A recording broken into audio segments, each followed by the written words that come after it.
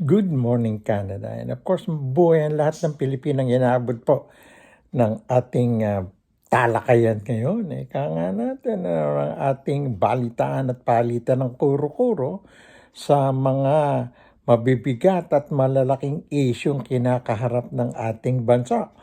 Ito po yung kabayan mo, Datol, at syempre, Datol Order, of course. At bago po natin umpisahan ang pagtalakay dito sa matinding ginagawa investigasyon ng Senate Committee sa Mayor ng Bambantarlac na si Mayor Alice Lialgo, sana po konting hingi lang. Please like, share, and subscribe sa ating pong munting channel na palagay ko po ay marami na rin nagkaka-interest sa pakinggan yung ating talakayan. Anyway, napansin po natin na talagang matindi yung ginagawang investigasyon ng komite nitong si Senator Risa Ontiveros, ika nga natin, dito kay, at saka kasama niya si Senator Win Gatchalian. At kahapon, yung pinanood ko, ang haba, mahigit 4 na oras, pero hindi ko na po tinapos. At pinanood ko lang yung mga highlights. Handun din si Senator Rapi Tulfo. First time nakita kong matinding ngayon to. At syempre, nandun din po yung isa sa mabigat na senadora, dating Speaker pro tempore or majority leader ng Senado, si Loren Legarda, na talagang veterano na yung senador sa ganyang bakbakan sa Senado. Ika nga natin. Well, isa lang pong masasabi ko dito sa second hearing. Masyadong marunong, magaling, at hindi ordinaryong mamamayan o tao itong si Mayor Alice Guo. Napansin naman po nyo, sabi nga niya noon, kaya hindi po kapani-paniwala na siya ay hindi nag-aral, na home base sa learning nang nangyari sa kanya. Hindi po. Sa mga sagot niya at saka sa paliwanag, nako, aral na aral po. Matindi. Saan ka naman nakakita? Tayong mga Pilipino, sasabihin ko tayong mga Pilipino. Kahit sino, pag nakita nyo umattend sa kwan, kahit bata, may hindi naman nga iniimbestigahan yung minor o hindi ginagawang resource speaker yung minor sa mga congressional hearing at saka Senate hearing. Ang Pilipino, bihira nyo pong marinig na sumasagot na sunod-sunod ng po at opo. Ayan, ang mga Batanggenyo nga, mga kababayan ko dyan, ho at oho ang sagot. Hindi po lahat ng tanong po at opo ang kasama yung sagot. Pansinin nyo, kung nanonood kayo, ang po at opo, kung pakasuriin, sabi nga natin, matindi yung Alice Guo o Guo, whatever na pronunciation niya. Ako po ay Pilipino po at isang passport holder po, Pilipino po. Lumaki po sa farm. Yan, laging sinasagot niya. Kaya alam niyo, sabi, nabuisit na yata si Senator Loren. Huwag tayong robot. Tingin niya, panay robot, paulit-ulit. sa amin sa Tagalog yan sa buong Pilipinas siguro. Pag paulit-ulit ang sagot sa isang tanong, kabisote ang tawag doon Hindi po ba? Kaya ngayong Itbulagano nga raw may kabisote silang mga joke time. Higa nga natin. Kaya saludo ko nga pala dyan. 2 kamay sa Itbulaga. Masyadong malakas yan kahit ang kalaban niya na 4 na istasyon. Anyways, sabi nga natin, sino maniniwalang hindi marunong at ordinaryo at payak na tao? Payak, ibig sabihin, simpleng tao. Katulad ng sinasabi niya si Mayor Go. Nag-iisang anak lang daw siya at medyo nahiya siya at hindi inilabas ang tunay niyang pagkataong anak daw siya ng kasambahay nung tatay niya. At nung ipinanganak siya, iniwanan niya. Wala pong mga inang ganong Pilipina na pinagbuntis ng 9 na buwan, tapos pagkaanak iiwanan kagad? We don't know, sapagkat ang balita ko po ay ewan ko kung tama o totoo. Yung mga Chinese culture, sabi nga nila, lalo na pag bagong panganak yun, kinukuha kagad ng ama. Yung mga anak, lalo't lalaki yan, ika nga natin. Pero siya, babae. At hindi nga niya nakita nanay niya. Imposible, sapagkat ang mga Pilipino po, kahit pamigay yung anak, paampon yung anak, ika nga, binabalikan yan. Iba ang lukso ng dugo ng mga Pilipino sa kanilang mga babies, sa kanilang mga anak. Diyos ko daya, sabi ko nga, anak ng dragon, maring sendang. Hindi gawain ng Pilipino po yun. At saka, hindi niya maalala nung una yung pangalan ng nanay niya. Imposibleng hindi sabihin naman ng tata yun.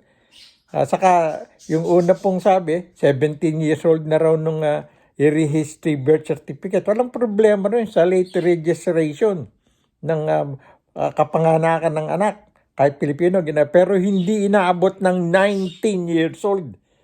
Kaya nga po, may mga balita nga na sagap natin din sa ating mga kasanggat katropa sa Pilipinas, sa media, na gawain ng mga Chinese talaga. I don't know, marami kong kaibigan Chinese, pero hindi po namin napag-uusapan yun sa radio program ko at saka sa pagsusulat natin sa dyaryo.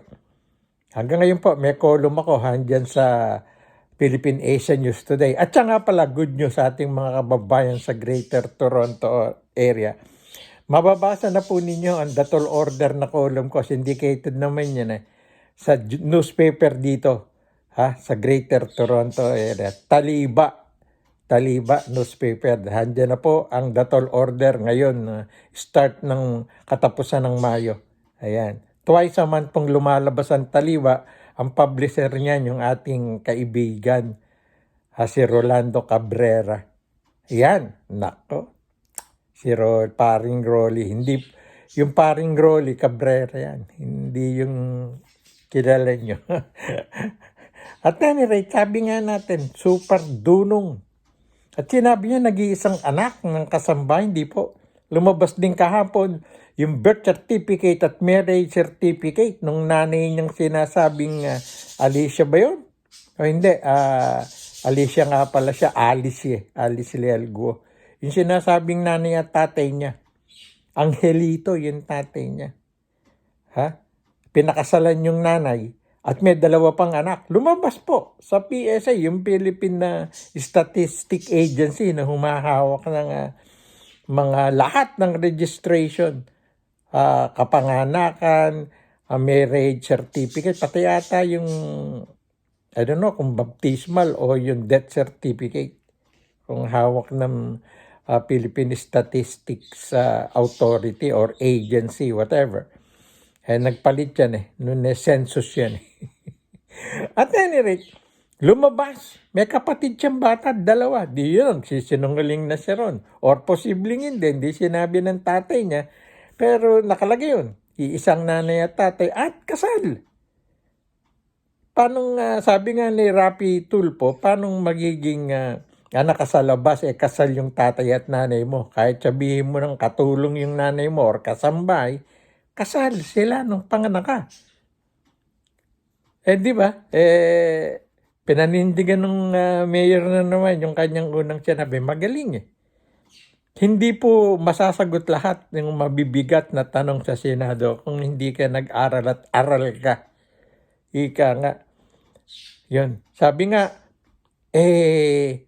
mayaman daw siya. Hindi, payak lang daw siya. Ordinaryong Pilipino na tumira sa farm. Nako, yan na naman. Kaya tayo mag-robot. Paulit-ulit yung farm na buisit si Loren Legarda.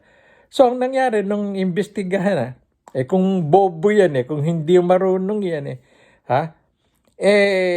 alam niya isasagot dun sa mga pogo. Doon nag-umpisa yun Diretso yung kanyang lupain tinitirikan ng pogo dyan sa Bambantarlak. Sa likod lang daw ng munisipyo yun At ang yaman niya, hinalungkat na. Nasabi niya, hindi siya mayaman, mahirap lang, magbababoy. Saan ka nakakita? Embroidery yung tatay, magbababoy, may helicopter, may McLaren. Ngayon, lumabas kanina, pinanonood ko, mamahaling motorsiklo, Harley Davidson ng itsura, na milyon ng halaga sa Pilipinas. Ganun ba ang mahirap?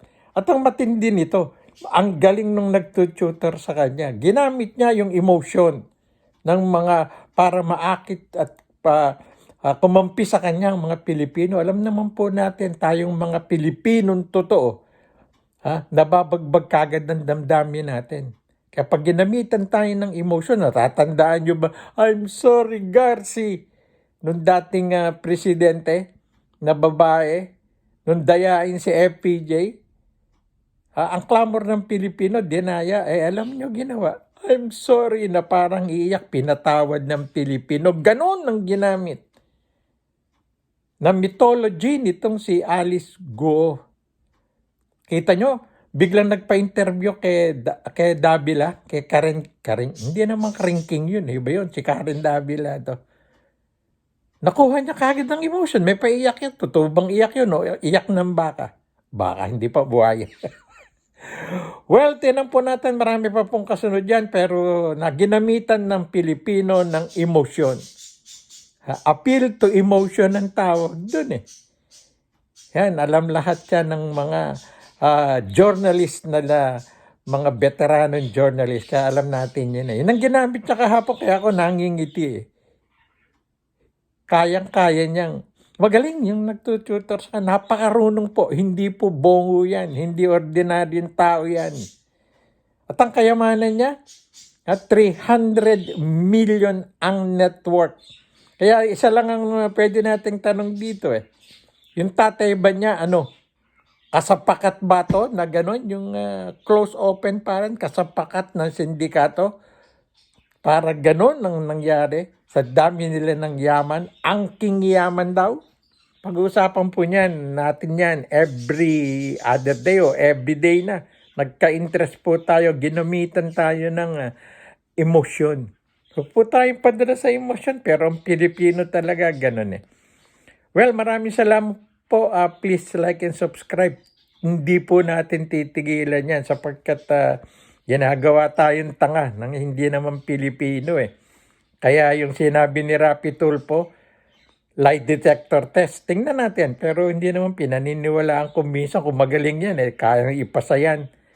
At ang kaya Win Gatchalian naman, kahit kapartido niya sa NPC itong si Go, hindi, si Luel Guo yan eh, hindi Go.